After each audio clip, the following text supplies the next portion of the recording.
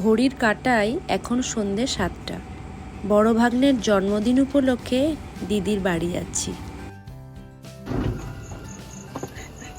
এই দেখো কি বড়মাই সব এইখানে দরজায় দাঁড়িয়ে।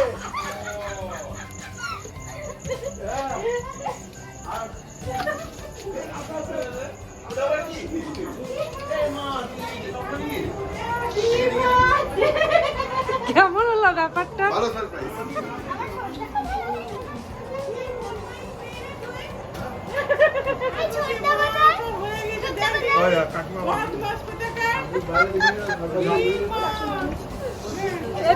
এটা কিন্তু মায়ের বুদ্ধি। আমার এটা মায়ের বুদ্ধি।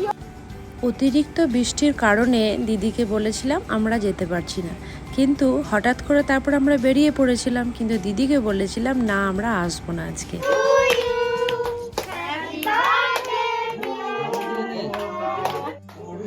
অত বড় কাটছিস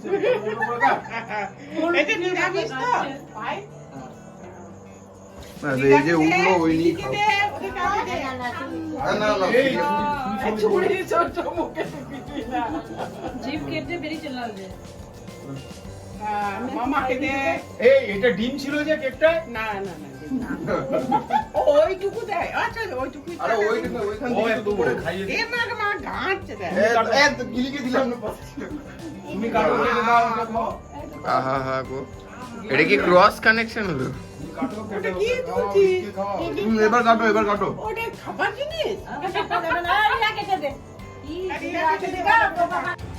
আসতে অনেকটাই দেরি হয়ে গেছিল, তাই এসেই প্রথমে আগে কেকটা কেটে নিয়েছিলাম।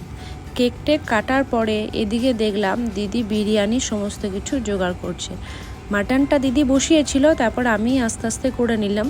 আর এদিকে দিদি বিরিয়ানির পুরো রান্নাটাই মোটামুটি হয়েই গেছে।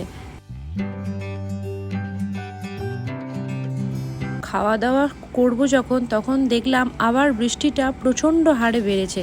তাই তারপরে বাড়ি আসার এমন একটা তোড়জোড় শুরু হয়ে গেছিল যে আর কোনো রকম ভিডিও আমরা নিতে পারিনি, এবং সবাই খুব চিন্তায় ছিলাম এত বৃষ্টির মধ্যে কিভাবে বাড়ি ফিরব। আর বৃষ্টির অবস্থাটা একবার দেখুন তাকিয়ে।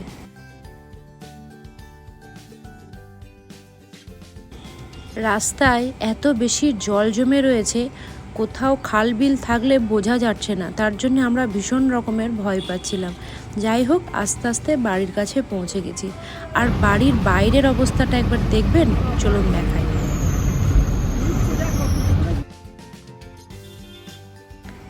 এটা হচ্ছে আমাদের বাড়ির বাইরের গেটের রাস্তাটা। আর এই যে গেটটা পুরো একদম আমাদের বাড়ির সামনের উঁচু পর্যন্ত পুরোটাই জলে ভর্তি হয়ে গেছে। যাই হোক তারপর আমি প্রথমে কোনো রকম নেমে তারপরে মা কাকিমা বাবান সবাইকে আস্তে আস্তে পার করছিলাম।